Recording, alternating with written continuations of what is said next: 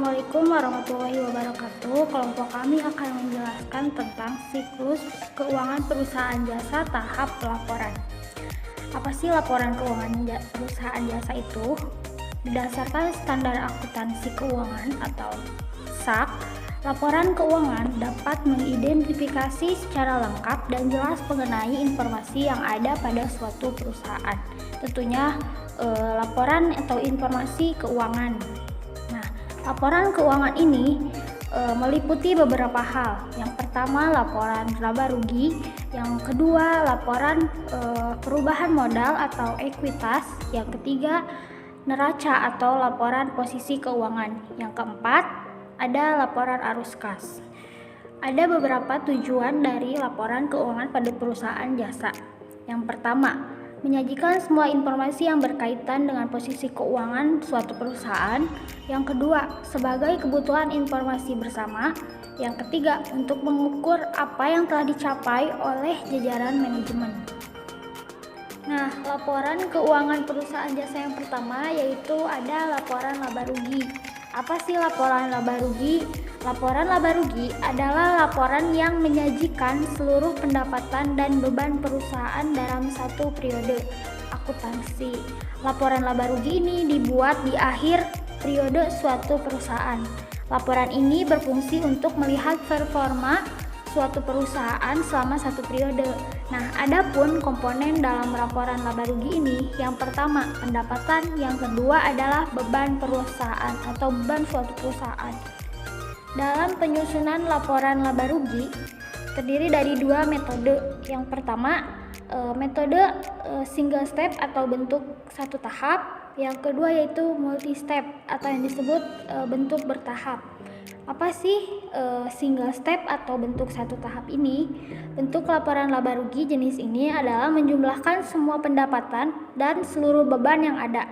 Lalu selisih dari pendapatan dan beban dapat diketahui nilainya sebagai laba atau rugi perusahaan tersebut. Lalu yang kedua yaitu bentuk multi step. Nah, bentuk multi step memiliki prinsip yang sama seperti bentuk single step. Namun perbedaannya berada pada pengelompokan atas jenis pendapatan dan juga jenis beban perusahaan. Misalnya, pendapatan yang dikelompokkan menjadi pendapatan usaha dan pendapatan di luar usaha. Begitu juga dengan beban yang dikelompokkan menjadi beban usaha dan juga beban di luar usaha. Nah, untuk rumus laporan laba rugi yaitu total pendapatan dikurangi total beban, di mana jika total pendapatan suatu perusahaan dikurangi total beban dan hasilnya adalah positif, maka perusahaan tersebut mengalami laba. Namun jika total pendapatan suatu perusahaan dikurangi total beban dan hasilnya menjadi negatif, maka perusahaan tersebut mengalami rugi. Berikut ini ada contoh laporan laba rugi suatu perusahaan jasa. Di sini bisa dilihat yaitu servis Tobo Moto laporan laba rugi periode 31 Juni 2019. Di sini pendapatan jasa servisnya yaitu 15.754.000. Beban usahanya yaitu dengan jumlah hasil yaitu 3 juta. Nah, setelah dijumlahkan dengan rumus tadi, total pendapatan dikurangi total beban, hasilnya adalah 12.754. Nah, bisa kita simpulkan bahwa perusahaan ini mengalami laba.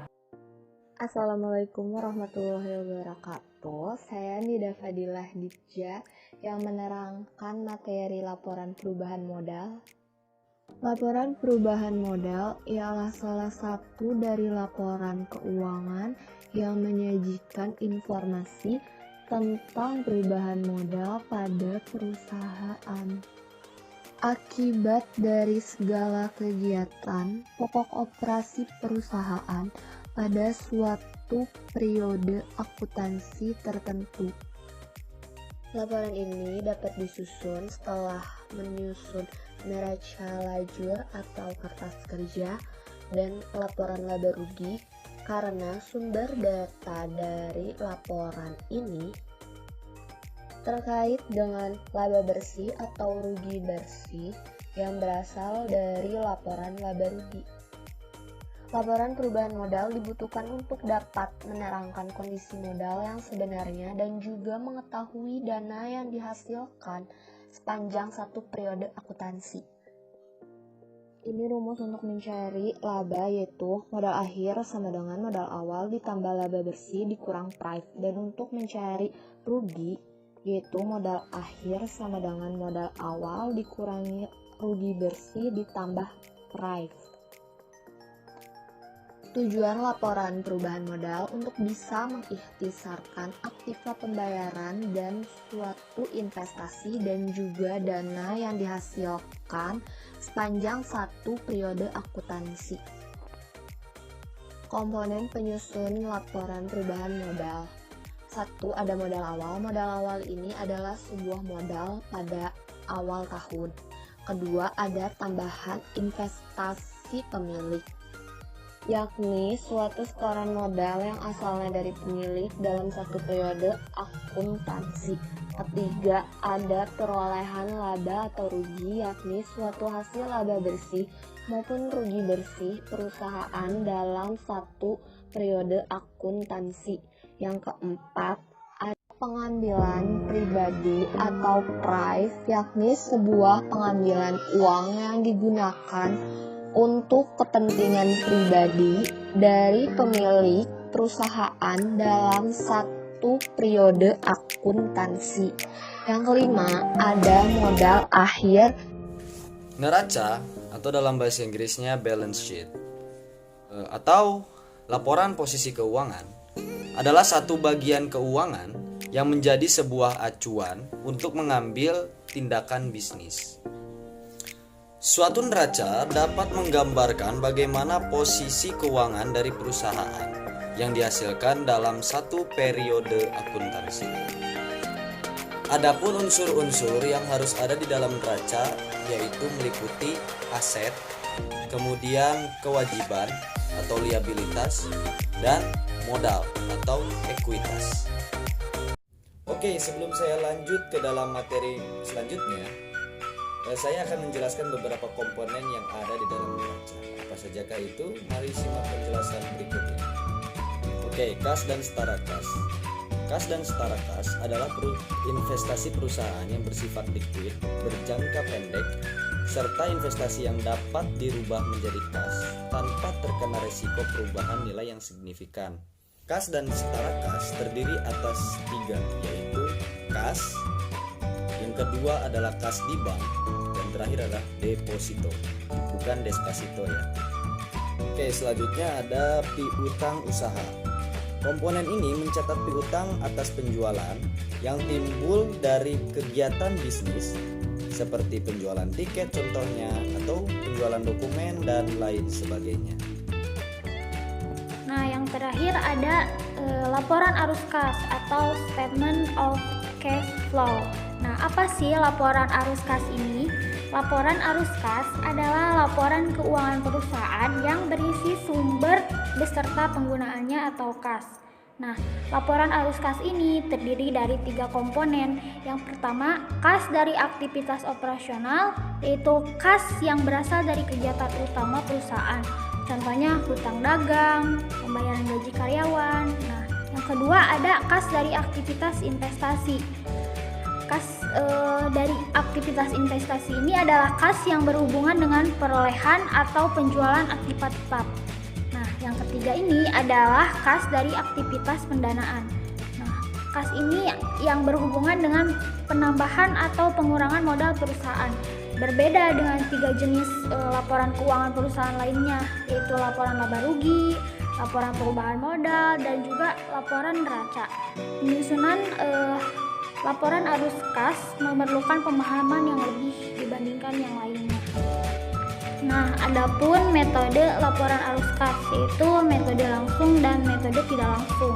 Nah, yang pertama kan metode langsung.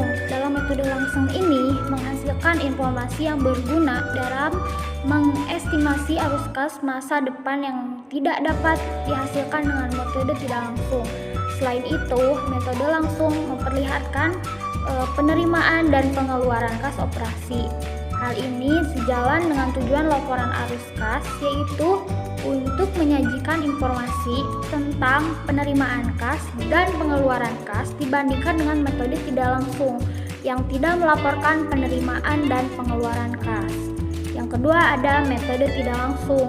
Dalam sebuah metode tidak langsung ini, laba atau rugi bersih disesuaikan dengan mengoreksi pengaruh dari transaksi bukan kas, penangguhan atau akrual dari penerimaan atau pembayaran kas untuk operasi dari tahun sebelumnya sampai tahun yang akan datang, dan unsur penghasil atau beban yang berkaitan dengan arus kas investasi atau pendanaan.